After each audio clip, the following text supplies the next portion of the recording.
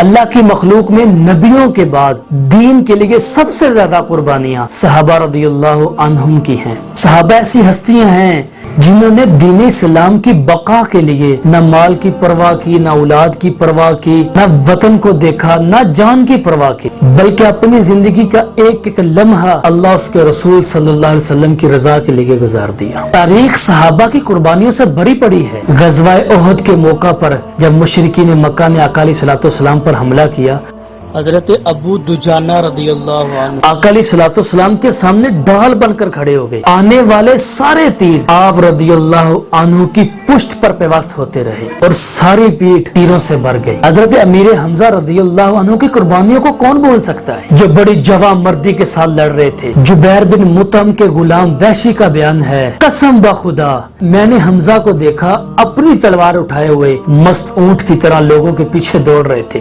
جو سامنے سے آتا اسے لتاڑتے ہوئے نکل جاتے۔ سبا بن عبد العزا سامنے سے نکلا، حضرت امیر حمزہ رضی اللہ عنہ سے للکارتے ہوئے کہا، اے ختنہ کرنے والی کے بیٹے، آ میری طرف دو دو ہاتھ ہو جائیں۔ یہ کہہ کر آپ نے تلوار کا وار کیا جو اس کے سر پر لگا، آنے واحد میں موت کی گھاٹ اتر گیا۔ حضرت امیر حمزہ رضی اللہ عنہ کو بھی شہید کر دیا گیا۔ مصعب بن عمیر رضی اللہ عنہ کی قربانیوں کو دیکھیں، چچا نے گھر سے نکال دیا، برہنہ کر کے نکالا۔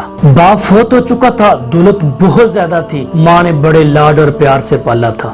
200 درہم کا جوڑا تیار ہو کر آیا کرتا تھا ملک شام سے۔ خوشبو اتنی قیمتی لگاتے، جس گلی سے گزر جاتے ماحول خوشبودار ہو جاتا۔ چچا نے بلایا اور کہا، جس باپ کی دولت پر عیش کر رہے ہو اسے کافر بھی کہتے ہو، نکل جو میرے گھر سے۔ چچا نے سمجھا اس کو ڈراؤں گا اس کے تو رونگٹے کھڑے ہو جائیں گے، دن کو تارے نظر آنے لگیں گے، نکل جو میرے گھر سے۔ مصعب بن عمیر رضی اللہ عنہ چلنے لگے، چچا کو اور غصہ آیا، کہا یہ کپڑے بھی اسی کے ہیں، وہیں کھڑے ہو کر اتار دیے، برہنہ ہو کر ماں کے پاس پہنچے۔ ماں نے آنکھوں پر ہاتھ رکھ کر کہا، مصعب کیا ہوا؟ کہا، ماں چچا نے لباس چھین لیا۔ کیوں؟ کہا، ماں میں محمد صلی اللہ علیہ وسلم پر ایمان لے آیا۔ پھر یہ آقا علیہ الصلوۃ والسلام کے پاس رہے۔ ہجرت سے پہلے آقا علیہ الصلوۃ والسلام سے مدینے والوں نے ایک شاگرد مانگا جو ہمیں قرآن کی تعلیم دے، تو آقا علیہ الصلوۃ والسلام نے مصعب بن عمیر رضی اللہ عنہ کو بھیج دیا۔